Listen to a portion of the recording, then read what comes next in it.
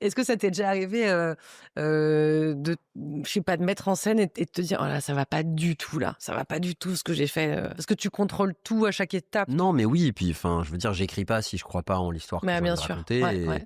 mais il y a toujours cette appréhension de là, voilà, je suis juste avant d'aller écrire et j'ai cette appréhension montante que j'ai à chaque fois avant d'ouvrir mon ordinateur qui est: «Est-ce que cette fois-ci, ça va sortir? Ouais. Est-ce que, je vais trouver les mots? Est-ce que je vais être content de ce que j'ai écrit?» Parce qu'il y a ça aussi, hein. Je peux peut-être écrire et me dire genre: «C'est pas bien» et je me souviens que le Cercle des Illusionnistes, qui est mon deuxième spectacle, Mmh mh. donc que j'ai écrit, après Le Porteur d'Histoire. Et Le Mmh. Porteur, c'est un truc un peu incroyable, hein, puisque c'est un conte de fées, tout s'est bien passé. C'est un spectacle qui joue depuis 15 ans, c'est voilà, c'est incroyable.